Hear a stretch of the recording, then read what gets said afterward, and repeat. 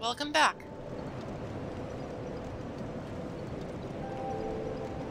Now seems like a good a time as any to explore the Iron Keep.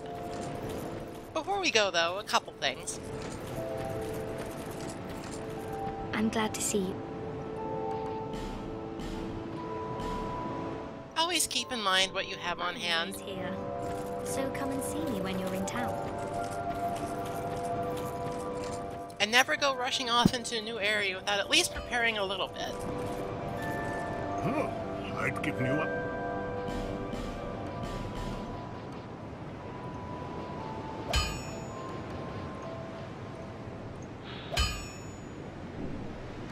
While I was off-screen killing some crystal lizards, I got a couple new weapons, like that full moon sickle.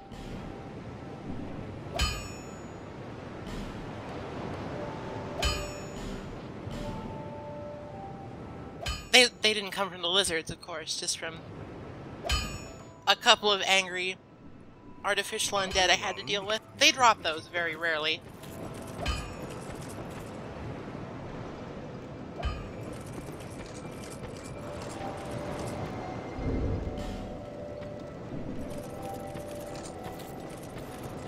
I knew you'd be back. Malentia's role as infinite supplier of life gems will come quite in handy. They're very cheap. We can afford 15 of them even though we're pretty poor at the moment. Thank you kindly.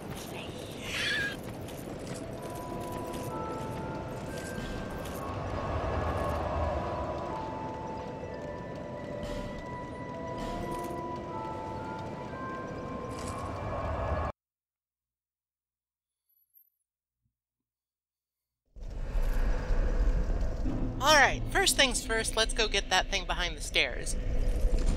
Or not.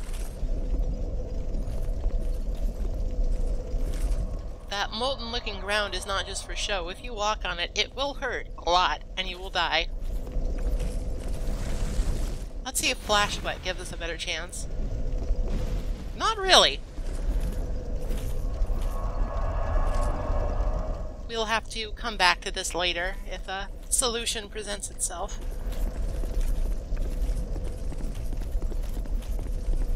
Now today we're going to be using the blacksmith's hammer. While the item description for it is not particularly a glowing endorsement, I actually like this weapon quite a bit. It's a bit weaker than the standard mace and it has worse scaling, but I like its attack pattern a lot better. Instead of the one-handed sort of underhanded swing upwards, you just get a sort of straight sword slashing motion, and that's a lot more versatile.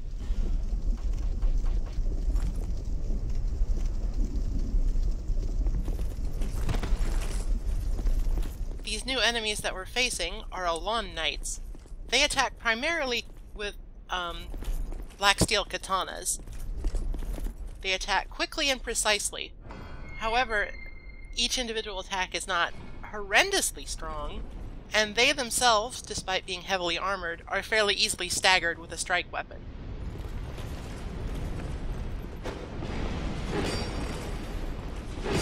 However, they do sort of like to hang out in sneaky places. If you go too quickly, then you're liable to get overrun. One-on-one, these guys aren't a problem. But when more than one enters the picture, then it's difficult to find an opportunity to attack. Sometimes you just have to content yourself with trading.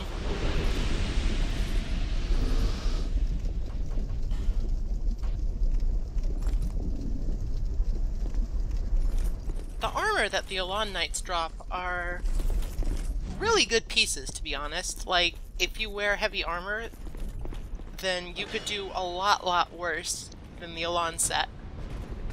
It has very high fire resistance and is generally pretty strong for the weight. The only problem is that, even considering that, it's pretty darn heavy, so walking around in these boots is enough to make us fat roll.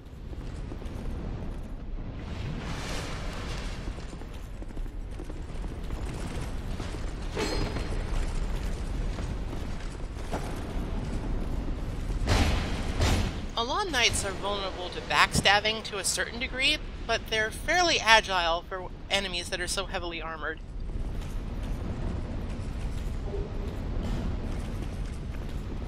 We could go try to get that little goodie under the fire down there, but I'm pretty sure we would die. However, there's a way around that. These urns contain a bunch of cold water.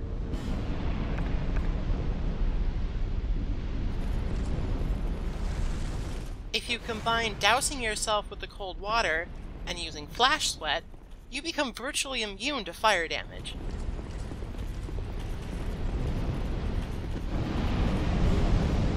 Normally that would have killed us instantly, but buffed up as we are, we can now traverse very hot places without too much difficulty.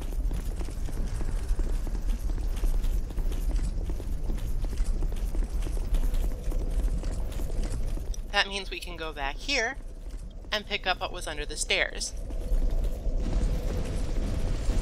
Our reward is a human effigy.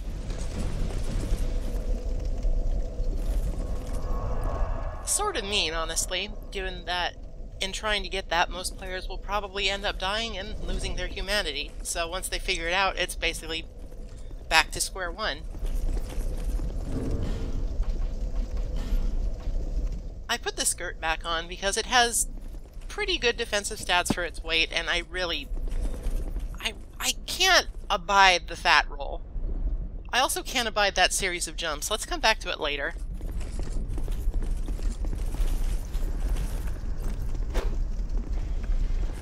As the game goes on, learning how to lure out singular enemies from a set is very important.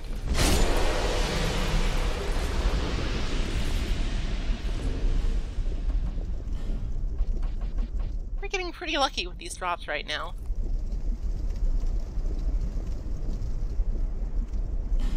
Like I said, the Elan Knight stuff is very effective heavy armor, but it's heavy armor, so let's stick to the more reasonably weighted Alva set so we can keep our mobility up.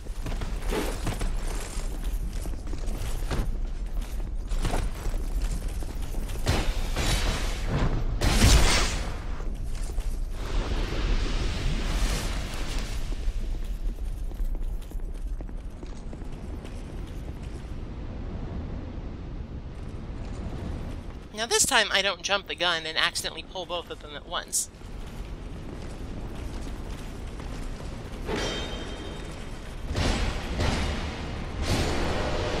That makes the fight in general quite a bit easier. The black steel katana, the primary weapon of the Elan Knights, is a very strong weapon if you invest heavily in dexterity. Which Hal is sort of doing, so we might see some of that in the future. We can't use it right now, though, because it requires, like the Hade Spear, an entire 25 dexterity to even wield properly.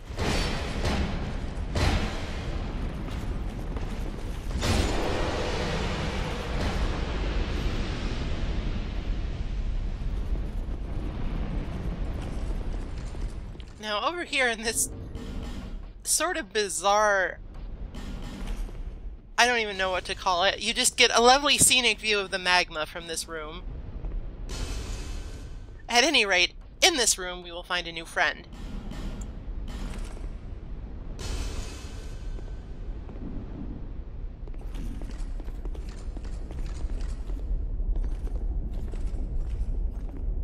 What? Who are you? Who, me? I'm Magerold. Who else? What? Have a look at my wares. Magerold is sort of a weirdo. I'm mainly a treasure hunter, you see. I'm only a merchant on the side. A room about, looking for a find, following me instincts. I don't care what a thing's worth. What matters is whether it grabs me. Do I enjoy what I do? Well, that's a good question. I suppose I must. I've been doing it for ages. good iron in these parts. An old king even used it to build a castle. But the thing was too heavy, and it slowly sank into the ground. Fire spouted from the earth, and the place turned into this. At least, that's what I've been told. A bad story, eh? So, what'll it be? Anything for you today? Hey, you know that old fella with the hulking blue sword? He talks really highly of it. I got a feeling it's a fake. I didn't want to disappoint him, so I just sort of talked around it. Let me just say, there are lots of legendary swords out there. Have you heard of the shrine on the eastern edge of Dragon Lake? Built to honor the dragons, they say. If only I knew how to get there. I'd go and I'd count it for goodies. I'm mainly a treasurer. I suppose. Well, Magerold has some interesting things to say, and we know that Benhard has been here. However, he also provides a very unique service. We can finally use those spices we've been gathering.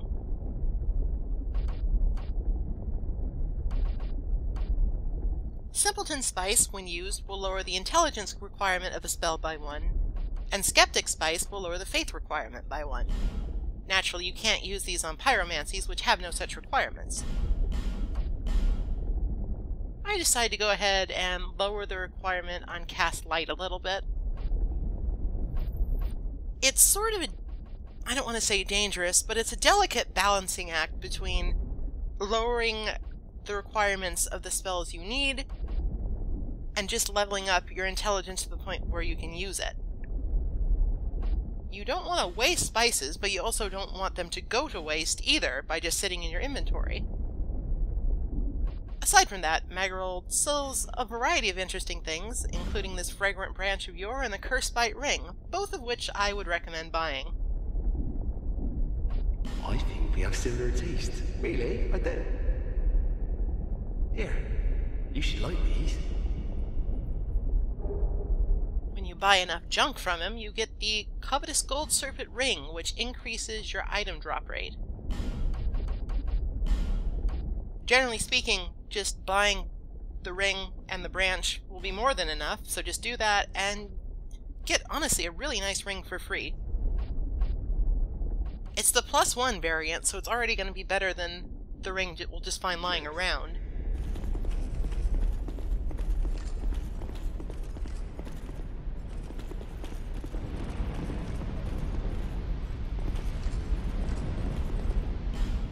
There is a secret door back here. It leads to this enclosed chamber with a somewhat oddly placed ballista. Behind the ballista are some fire arrows. And in front of the ballista is another secret passage, with an unsuspecting knight right on the other side. That was really underwhelming. What's the deal with this ballista? The ones over in the fort did like 1,000 damage to the pursuer. Oh well. It's a nice little Easter egg / gimmick thing that you can do, but it's not going to help anybody, really. This Alon Knight is using a great bow. That's sort of their other gimmick. In addition to attacking with their black steel katanas, they have their very large great bows that can really knock you on your ass if they hit you correctly. So be careful.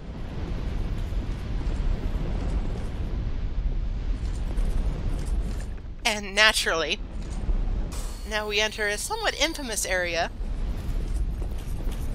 wherein we have to deal with several Alon Knights sniping at us from multiple directions in locations we can't easily reach. There's a couple ways to deal with this area.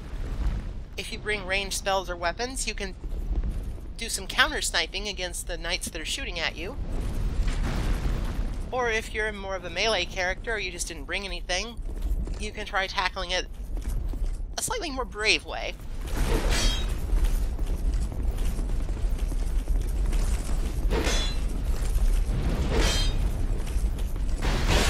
There's another knight to our right at the moment, up on a platform, that is shooting us with even more arrows.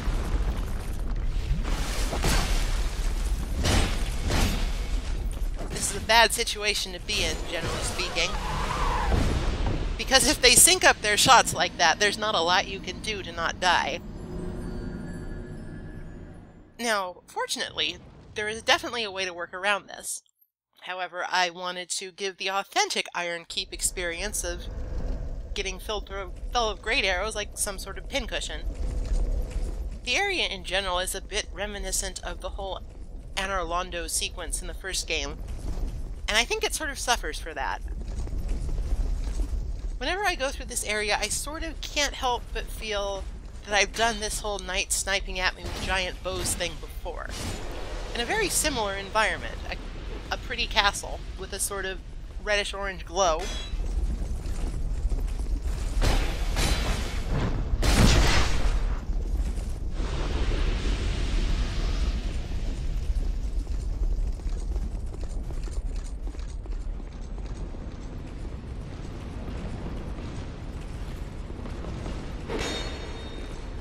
Now, to its credit, I think that overall it's a bit better designed than that segment in Anor Londo. At least a little bit. They're both kind of bad, to be honest. I think what really gets me about their almost rote copying of that area is that it wasn't that good in the first place. It's memorable, but it was memorable because it was a pain in the ass. At very least, you don't have to scale a very precarious upward ramp here while getting shot out by two dudes at once. But you do get shot out by many dudes at once. It's just the ground is a little bit less treacherous. At least in most areas.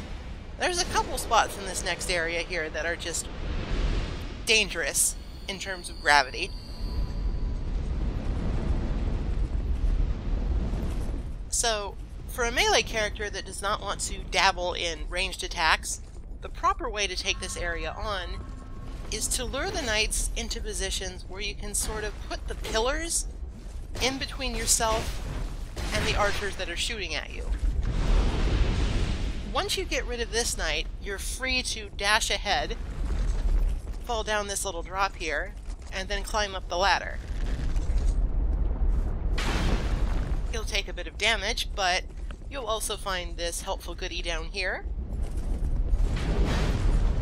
You can never have too much repair powder. I have really learned that lesson a lot in recent days. At any rate, once you pick that up, you're free to deal with this guy. Now, this guy is a little bit different from the knights. He is no lawn captain. You can tell because he's bigger, he has bigger pauldrons, and his helmet has a bit of a crest on it.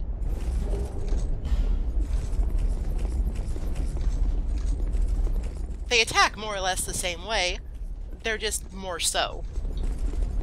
They will also drop their unique armor and helms if you kill them sometimes, which are significantly better than their knight counterparts. However, they don't drop unique leggings or gauntlets, so whatever.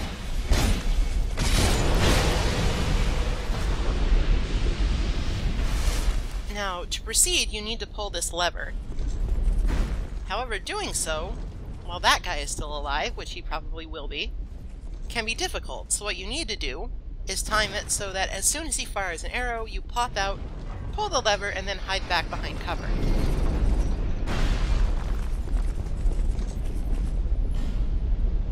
Okay, yeah, maybe the giant iron door that's steaming. Yeah, I don't think I'm gonna touch that. I'll pay attention to the sign. Don't I dare.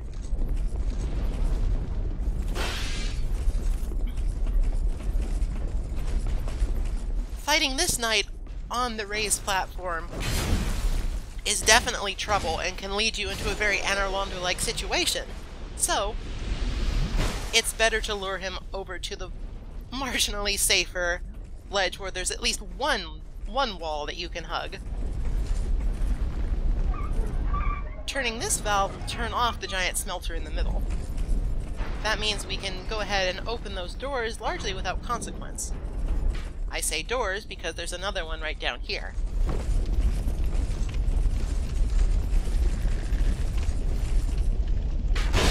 I had my shield up. Unfortunately, enemies with arrows can sort of circumvent that if they're high enough up and they've got a good angle on you.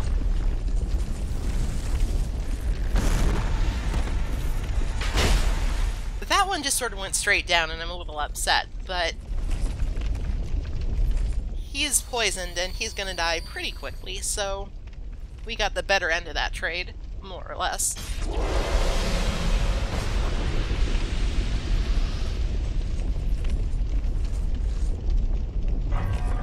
Pulling this lever will complete the descent of that bridge. This is another area with a bunch of multiple paths running through it that sort of intersect. I think the overall design of this place is okay.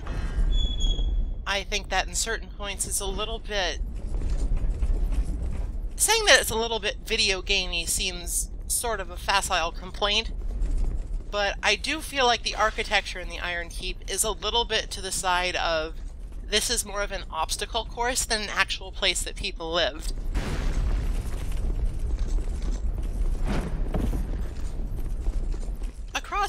Across this gap, we find an old friend. In this chest is the Ultra Greatsword, the Zweihander.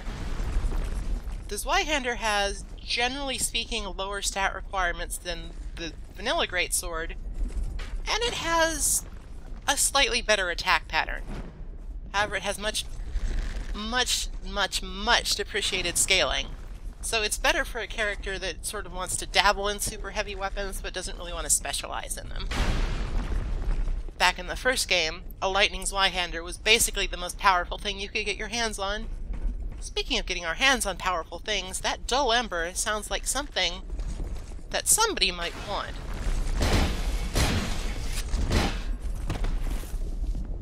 Forward momentum can be dangerous. Now, it's not really necessary in any stretch to actually put this lockstone in this device. However, I like doing it in this area because successfully finding the little minotaur pots and getting to the area that you need to walk across the coals can be kind of a pain. I don't know. It also serves as a little healing spring in a fairly difficult area, so every little bit helps.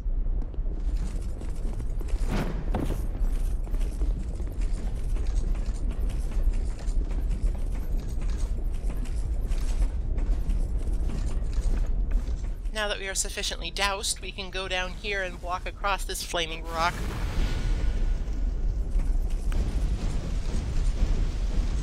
Just to be rude, the game decides that it's not enough that we have to go out here, we also have to spend half a century opening a chest. Our reward is the Phoenix Parma, a shield that has fairly high, actually very high fire resistance, especially considering that it's a small shield.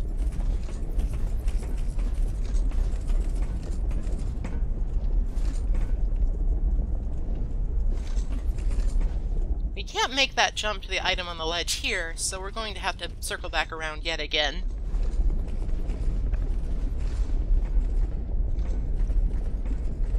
Up this ladder is technically the way forward. Here we fight an Alon captain in melee combat. They are very fancy, and their black steel katanas are enchanted with thunder, so it will go through your shield a little bit if you decide to block them.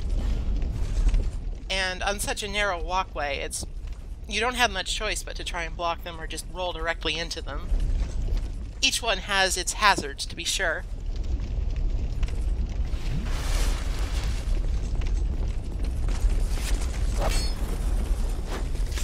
Up here we have much more room to maneuver, so we can simply dodge around his strikes. Due to the little flourishes they do with their blades after they attack, the captains are pretty vulnerable to backstabs, I would say more so than their subordinates.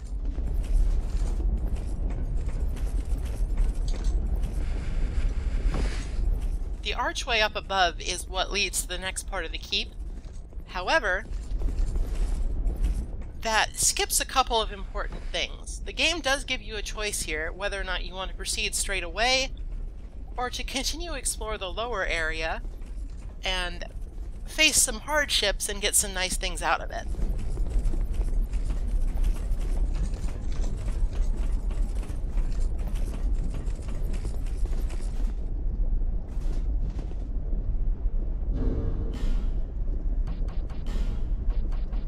As per my usual policy, life protection ring goes on when I need to do platforming. This jump is actually not too difficult. You can simply roll into the archway, and you aren't in any danger of rolling off.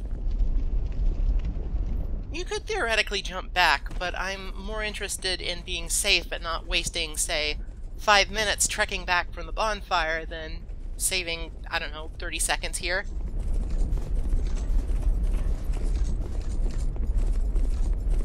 The Ring of Life Protection will protect your souls and humanity, but it will not protect your progress. So it's not really carte blanche to be reckless. Alright, so speaking of being reckless, we are in pretty dire shape here in terms of Estus Flask and durability and all of that good stuff. So I'm going to try the same trick we tried with the Covetous Demon, put down a summon sign, and hope somebody hits us up.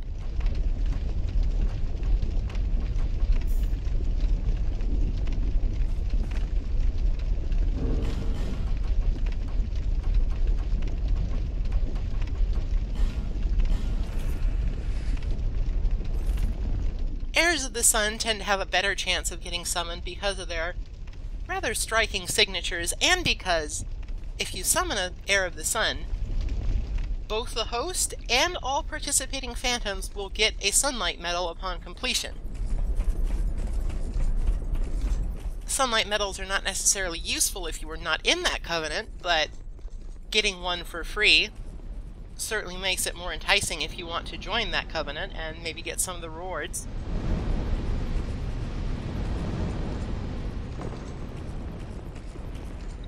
While we wait, I'm gonna go spend some of our newly found souls with Magerold. When visiting our eccentric friend who may or may not be undead or just scatterbrained, it's important to always kill that knight, or he will probably see you walking past and come stab you in the back while you're talking. Finally decided to come and visit? I was here 5 minutes ago! Alright, so as ugly as I think they are, I'm gonna buy the Jester's set. Because while they might be ugly, each set actually has a unique effect that is very, very helpful. Such as increased item find and soul find, nullifying backstabs, and reduced fall damage. I'm also going to buy these weird looking things. I don't know why, I just feel compelled.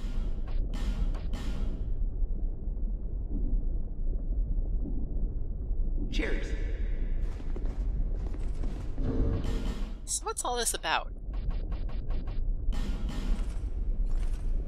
Hello. Thank you. I'm sorry. I must have the full set.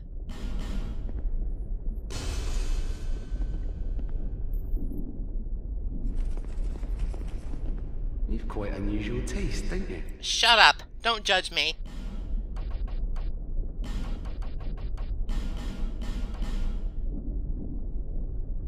Cheers.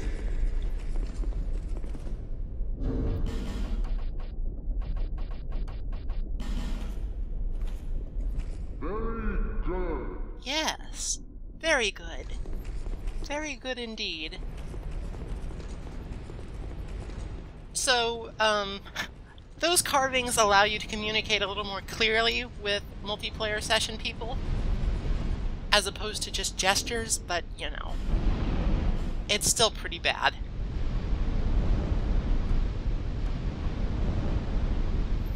The iron key that we found under the flames doesn't actually go to any door in the Iron Keep. The iron door, too, must be somewhere far away. How odd. At any rate, we're summoned to the world of Snoot Dango.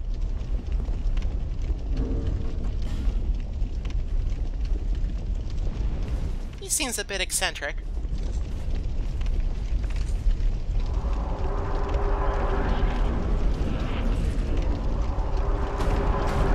And it is now our task to help him defeat the Smelter Demon. The Smelter Demon is a bit of an infamous boss.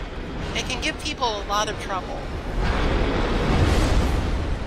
The fight starts out simple enough. The Smelter Demon just sort of flails around with his big sword, which certainly hurts, but it's nothing that you haven't dealt with at this point in time. When he jumps down and sticks his sword in the ground, you need to pay close attention to how long he keeps it stuck there. If he does it for more than a little bit, then he's going to attack with that giant shockwave, which turns an otherwise golden opportunity to hit him into a very dangerous proposition. This is where the fight gets tough for a lot of people.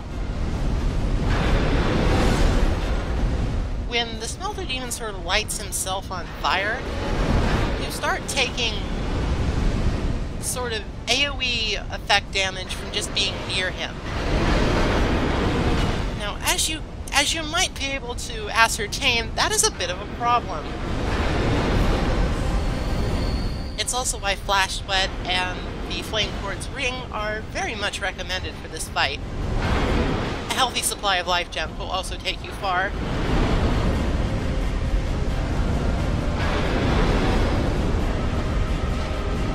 However, I sort of intrinsically disagree with this design in this game, where you are simply more or less required to take damage to damage him.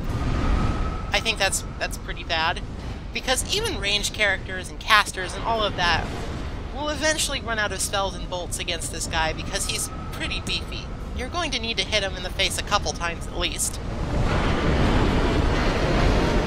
And there is simply no way to avoid that chip damage that you get from the fire aura.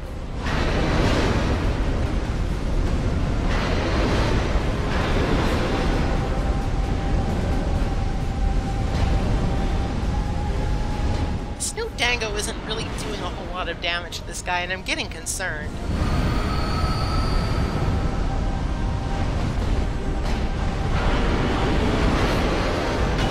Oh. Why? I was mourning, come on. Well, there goes that plan out of the window. Thanks to our unsuccessful fight with Snoot Dango and the Smelter Demon, we're now completely out of Estus and out of cast of Toxic Mist. Poison is actually a pretty noticeable vulnerability of the Smelter Demon. If you can successfully poison him, it will do a lot of damage over time and save you from having to get up in his face and you yourself taking damage over time. So nothing else for it but to go back to the bonfire.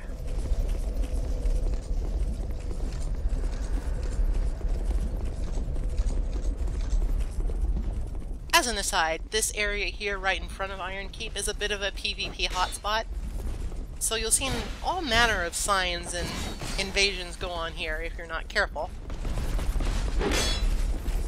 Speaking of not being careful,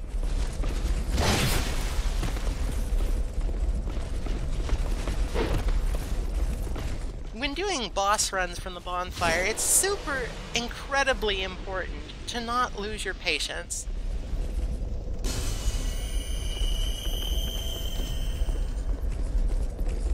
You might want to just rush through and take things really recklessly, but more often than not, you'll simply die.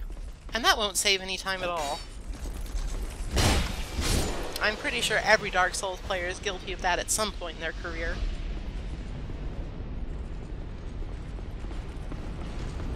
On the bright side, the Alone Knights are worth quite a bit of souls.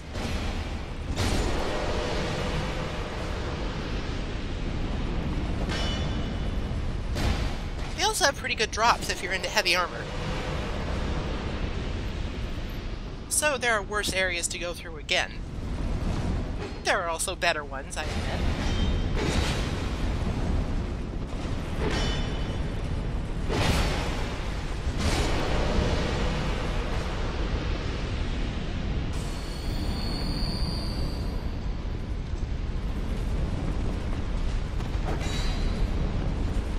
Feeling real proud of myself for buying those life gems earlier.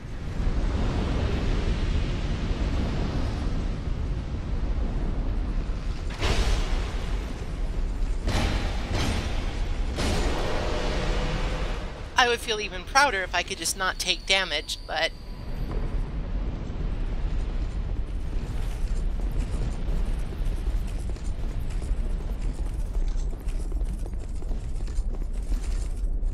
So, as a saving grace for this whole enterprise, actually getting back to the Smelter Demon's door does not take a very long time at all once you have cleared this area once.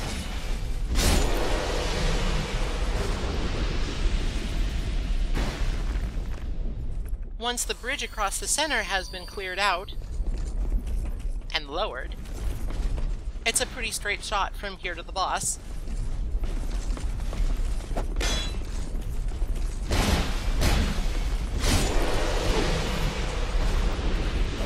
Do, however, be careful that if you go across the bridge prematurely, you can aggro the knight that's hiding under the overhang down by the lever.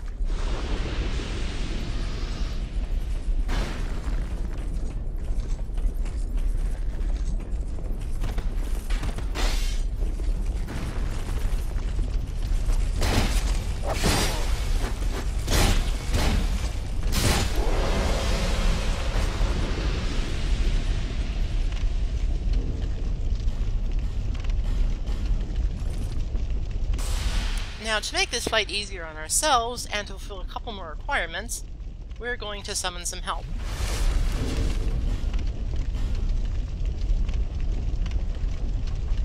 I'm also going to equip my spear instead of the hammer, because in this fight, having distance from the boss is actually really helpful, even if you're going in for a melee attack, because it means you spend less time overall getting burned.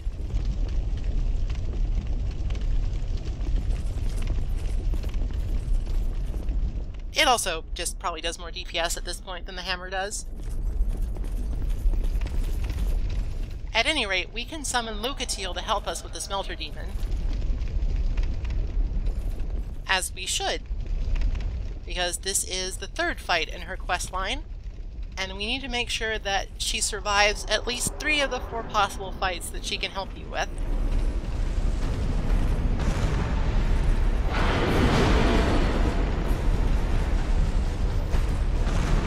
So as I mentioned before, the Smelter Demon is quite weak to poison.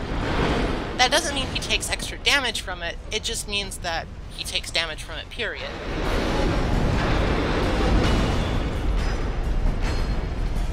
Now, bosses in poison can be a little tricky because it's difficult to tell when you have successfully poisoned them. Usually, when you poison an enemy, a number will simply start ticking above their head to indicate that they're taking damage. However, with boss fights, you have to look at their health meter at the bottom of the screen, which is not always the most accurate or reliable meter in the game. Also, due to the small amounts of damage it does at once, the poison can be pretty imperceptible at times, so just pay close attention.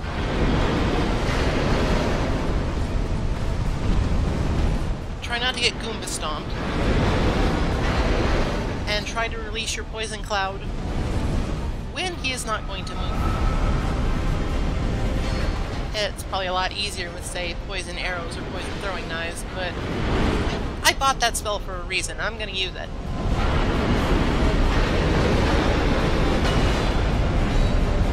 Lucatiel is immensely helpful in this fight. While she was sort of a liability in the Lost Sinner fight, she has an enormous amount of help here. And the Smelter Demon is much less inclined to simply dodge away from counterattacks.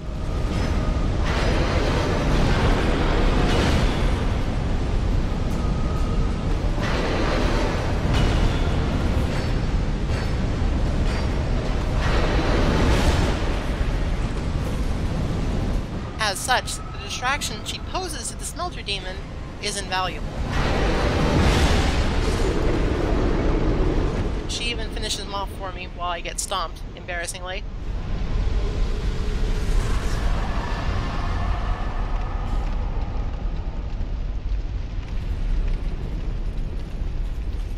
I would say that the only fight where Lucatiel is not a big help, honestly, is the Lost Sinner fight, and even that can go okay. If you don't get horrifically unlucky with the Sinner jumping away. At any rate, our reward for beating this fight is the somewhat bizarre Porcine Shield.